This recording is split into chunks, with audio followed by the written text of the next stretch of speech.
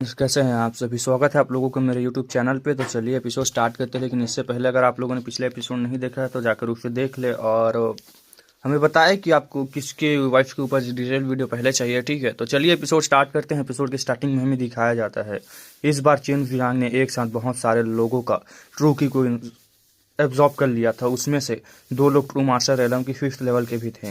पहली बार उसने इतना ज़्यादा ट्रू की एक ही बार में एब्जॉर्ब किया था। इसी वजह से उसका पूरी बॉडी अब उस टायरेनिकल ट्रू की का प्रेशर झेल रहा था। अपनी पावरफुल डिवाइन सेंस की मदद से वो अभी तक उस एनर्जी को सप्रेस कर पा रहा था, लेकिन उससे जल्दी से जल्दी इस एनर्जी को रिफाइन करना ज़रूरी था। अगर वो ऐसा नहीं करता तो सिचुएशन डेंजरस हो सकती थी। चिन वियांग अब इमॉर्टल एंड डेविल बॉडी के 2nd लेवल पर था और साथ ही सिंतो कल्टीवेशन भी स्टार्ट कर चुका था। इसी वजह से उसकी ओवरऑल स्ट्रेंथ काफ़ी पावरफुल हो चुकी थी। अगर उसकी बॉडी इतना स्ट्रांग ना होता तो बाई यूयू उसे पहले ही रोक देती जब वो इतना सारे ट्रू की ऑब्जर्व करने की कोशिश कर रहा था। ये भी उसके लिए लकी था कि जिन लोगों का ट्रू की उसने ऑब्जर्व किया था वो रफेस्ट सेक्ट के थे। उनका ट्रू की अग्रेसिव तो था, लेकिन डेविल सेक्ट डिसाइपल के ट्रू की के कंपैरिजन में वो काफ़ी स्टेबल था। तब ड्रैगन गर्ल ने कहा कि अगर चेन जियांग को सिंतो कल्टीवेट करना है तो उसे ताइची सबडूइंग ड्रैगन एक्सरसाइज से डिवाइन सेंस कल्टीवेट नहीं करना चाहिए। उसी की जगह उसे 9 turn dragon dragon god technique use करनी चाहिए। ड्रैगन गर्ल ने समझाया कि चेन जियांग के बॉडी में अभी भी काफ़ी ट्रू की बचा हुआ है और उस एनर्जी का यूज़ वो अपनी डिवाइन सेंस कल्टीवेट करने में कर सकता है। चेन जियांग उस वक्त एक होलो ट्री के अंदर छुपा हुआ था। Tai chi subduing dragon exercise use करके एब्जॉर्ब की हुई एनर्जी रिफाइन कर रहा था। ड्रैगन गर्ल की बात सुनकर उसने तुरंत पूछा कि क्या 9 turn dragon god technique powerful है। ड्रैगन गर्ल ने प्राउड के साथ बताया कि यह टेक्निक सिर्फ इंपीरियल ड्रैगन फैमिली के ड्रैगन्स ही कल्टीवेट कर सकते हैं। Dragon slayer divine martial skill बहुत सारी हैं, लेकिन उनमें से सिर्फ टॉप 10 टेक्निक से सबसे पावरफुल मानी जाती हैं। चिन वियांग की ताइची सबडूइंग ड्रैगन एक्सरसाइज उनमें से एक है और 9 dragon god technique imperial dragon family की मेन कल्टीवेशन टेक्निक है जिससे वो सिंतो कल्टीवेट करते हैं। ये सुनकर चेन जियांग बहुत खुश हुआ और उसने मजाक में ड्रैगन गर्ल से पूछा कि उसने ये टेक्निक पहले क्यों नहीं दी। ड्रैगन गर्ल ने कहा कि ऐसी पावरफुल टेक्निक किसी को भी इजीली नहीं दी जा सकती। काफ़ी सोचने के बाद उसने फिर फर्स्ट टर्न चेन जियांग को देने का डिसीजन लिया, यानी फर्स्ट पार्ट। ठीक है, बाकी बाद में देगा यार, देगी ही है। सिर्फ फर्स्ट टर्न से ही चेन जियांग निर्वाणा रियलम तक कल्टीवेट कर सकता है। उसने चेन जियांग को वार्निंग दी कि ये टेक्निक उसने अपने क्लैन के रूल्स को खिलाफ जाकर दिया है। अगर इंपीरियल ड्रैगन फैमिली को पता चल गया तो उसे पनिशमेंट मिल सकती है। इसलिए चेन जियांग को कभी भी किसी ड्रैगन को इस टेक्निक के बारे में नहीं बताना चाहिए। चेन जियांग ने सीरियस टोन में प्रॉमिस किया कि अगर इस वजह से ड्रैगन गर्ल को कभी पनिशमेंट मिला तो वो उन ड्रैगन्स को कभी सक्सेसफुल नहीं होने देगा। ड्रैगन गर्ल ने ऊपर से तो कहा कि चेन जियांग उसकी इंपीरियल ड्रैगन फैमिली को अंडर एस्टिमेट कर रहा है, लेकिन अंदर से वो काफ़ी खुश थी। किसी को उसकी चिंता करना उसे वार्म फीलिंग दे रहा था।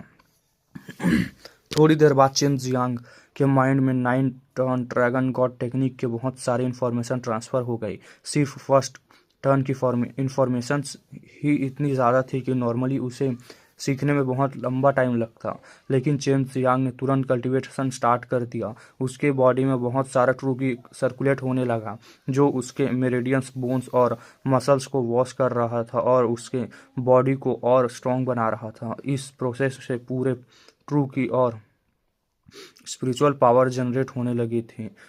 ट्रू की उसके डांटियान में जा रहा था जबकि स्पिरिचुअल पावर उसके कॉन्शियसनेस में एंटर हो रही थी। 9 टर्न ड्रैगन गॉड टेक्निक और ताइची सब डूइंग ड्रैगन एक्सरसाइज को एक साथ ऑपरेट करने की कोई कॉन्फ्लिक्ट नहीं हुआ। इसी वजह से सब एब्जॉर्ब ट्रू की का रिफाइनमेंट बहुत फास्ट हो गया था। चिन जियांग को ऐसा फील हो रहा था जैसे वो उड़ रहा हो।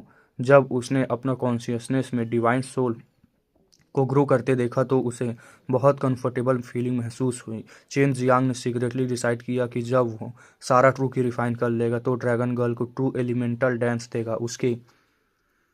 उसने उसने उसके लिए बहुत सेक्रीफाइस किया था। 10 दिन बाद चेन जियांग के डांटियान में 250 true elemental grains light up हो चुके थे। जैसे जैसे ग्रेन्स ज़्यादा होते गए, नए ग्रेन्स लाइट अप करने लगा और करना डिफिकल्ट होता गया, क्योंकि उसके लिए और ज़्यादा ट्रू की कंप्रेस करना पड़ता था। चेन जियांग ने टोटल 10 लोगों को ट्रू की एब्जॉर्ब किया था। जब उसने उन सब का रिफाइनमेंट कंप्लीट किया तो उसकी स्ट्रेंथ रैपिडली इंक्रीज हो गई और वो फाइनली ट्रू मार्शल रेलम के 5th लेवल तक पहुंच गया। देखो, सेकंड या फिर थर्ड लेवल पर था, लेकिन अब बूस्ट हो गया। ठीक है, 2 से 3 स्टार तक इसने जंप कर लिया। तब शिव मियाओ ने उसे वार्न किया कि इस तरह स्ट्रेंथ इंक्रीज करने से आदत नहीं डालनी चाहिए। बाई यूजू ने भी कहा कि अगर वह ऐसे करता रहा तो उसकी फाउंडेशन अनस्टेबल हो जाएगी और फ्यूचर में कल्टीवेशन पर बुरा इफेक्ट पड़ेगा। चेन जियांग ने उसकी बात मान ली। कल्टीवेशन में स्टेडली प्रोग्रेस करना ज़रूरी होता है। श्रुकी को बार बार यूज़ करके ही फाउंडेशन स्ट्रॉन्ग होती है। कल्टीवेशन के बाद उसकी बॉडी से बहुत सारी सडल इम्प्योरिटीज बाहर निकल गई। बात लेने के बाद उसने ड्रैगन गर्ल को 500 ट्रू एलिमेंटल डांस दिए, जिससे ड्रैगन गर्ल बहुत खुश हो गई। चेन जियांग ने अपनी Azure dragon slaughtering devil blade पकड़ी और कॉन्फिडेंट फील किया। उसने सोचा कि अगर अब उसका सामना दोबारा ब्लैक रोब्ड आर्म क्रोकोडाइल से हुआ तो इस बार वो इतना स्ट्रगल नहीं करेगा। लेकिन अभी उसके पास और इम्पोर्टेंट काम था। उसे true master sect, lotus island और डांजियान तो युआन के डिसाइपल को डेविल पाथ सेक्ट की कॉन्स्पिरेसी के बारे में वार्न करना था और सबको एक साथ गैदर करना था ताकि वो डेविल सेक्ट डिसाइपल के सामना कर सके। चेन जियांग ने आसपास का एरिया ऑब्जर्व किया और जल्दी ही नेक्स्ट एम्ब्यूस पॉइंट का रास्ता ढूंढ लिया। वो तुरंत वहां की तरफ दौड़ने लगा। थोड़ी देर बाद उसे ग्राउंड पर और ट्रीज पर कुछ मार्क्स और फुटप्रिंट्स दिखे। वो समझ गया कि ये ब्लैक वुल्फ्स के फुटप्रिंट्स है और कुछ ह्यूमन फुटप्रिंट्स भी हैं वहाँ थे। लग रहा था कि किसी ग्रुप पर वुल्फ्स ने अटैक किया था और फाइट के दौरान उन्हें भागना पड़ा। लेकिन फुटप्रिंट्स देखकर चेन जियांग के इंप्रेशन सीरियस हो गया। वुल्फ्स के फुटप्रिंट्स अनयूजुअली बड़े थे और उनकी संख्या बहुत ज़्यादा थी। उसे लगा कि शायद ये वुल्फ्स किसी पपिटर के कंट्रोल में नहीं है। अगर ये रियल डेविल बीस्ट है तो सिचुएशन और डेंजरस हो सकती है। चेन जियांग तुरंत उन फुटप्रिंट्स का पीछा करने लगा। आगे जाकर उसने देखा कि कई ट्रीज पर स्क्रैचेस हैं और कुछ ट्रीज तो पूरी तरह से बाइट करके तोड़ दिए गए थे। उसने अंदाज़ा लगाया कि जिन लोगों का वुल्फ पीछा कर रहे थे वो शायद ट्रीज पर चढ़कर बचने की कोशिश कर रहे थे, लेकिन वुल्फ्स ने ट्रीज को ही तोड़ दिया था। चेन जियांग को याद था कि पपेट्स एक टाइम पर सिर्फ 10 बीस्ट को कंट्रोल कर सकते हैं, पपिटर्स, और वो इतने अग्रेसिव नहीं होते, लेकिन ये रियल डेविल बीस्ट थे, बहुत ही ज़्यादा टेरिफाइंग। उसने स्पीड और बढ़ा ली। ये उसे रास्ते में ब्लड दिखा। यह ब्लड ह्यूमन का नहीं था, डेविल बीस्ट का था, क्योंकि उनका ब्लड ज़्यादा स्टिकी होता है और जल्दी ड्राई नहीं होता। तभी एक लड़की की आवाज़ आई, जूनियर ब्रदर केयरफुल रहना। उसके तुरंत बाद बैटल की आवाज़ सुनाई दी। चेन जियांग तुरंत गायब हो गया और अपनी मैक्सिमम स्पीड से उस डायरेक्शन में रश कर गया। हमें बताया जाता है कि ये जगह पहले एक घना जंगल हुआ करता था, लेकिन अब चेन जियांग के सामने जो सीन था वो बिल्कुल अलग था। उसके सामने एक बहुत बड़ा खुला एरिया था जहां सिर्फ ज़मीन में गहरी गहरी ट्री रूट्स नज़र आ रही थी। ऐसा लग रहा था जैसे यहाँ के सारे बड़े पेड़ किसी ने जड़ से उखाड़ दिया हो, क्योंकि आसपास के एक भी ट्री खड़ा नज़र नहीं आ रहा था। उसी खुले मैदान के बीच चेन जियांग ने एक डेंजरस सीन देखा। वहाँ बहुत सारे रेड कलर के वुल्फ्स कुछ पेड़ों को चबा रहे थे और साथ ही साथ 4 लोगों को घेर कर उन पर अटैक कर रहे थे। ये वुल्फ्स नॉर्मल नहीं थे, उनकी पूरी बॉडी बिल्कुल रेड थी, जैसे किसी ने उन्हें ब्लड में डुबा दिया हो। उनका साइज भी बहुत बड़ा था, लगभग एक एडल्ट काऊ जितना। उनके फोरहेड के बीच एक ब्लैक वर्टिकल लाइन थी और उनके मुंह से 2 बड़े तीखे लाल दांत बाहर निकले हुए थे। उनकी बॉडी से एक बहुत ही गंदी और अनइजीनेस स्मेल आ रही थी। सबसे डेंजरस बात यह थी कि उनकी बॉडी से निकलने वाली डेविल की बहुत ही घनी थी और जहरीली थी।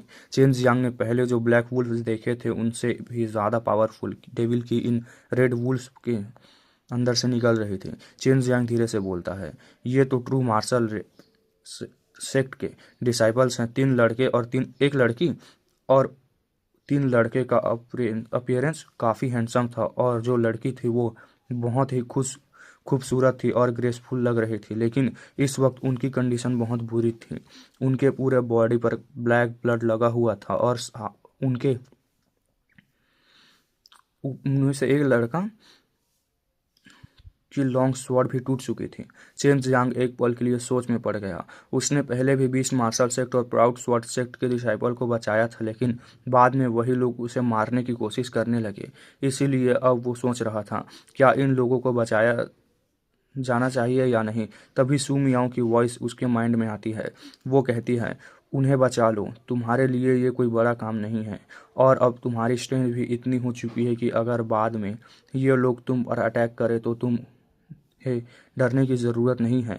चेन जियांग हल्का सा सिर्फ करता है, फिर वो अपना एज़ोर ड्रैगन स्लॉटरिंग डेविल ब्लेड निकालता है और सीधे जंप करके उन 4 लोगों के सामने लैंड कर देता है।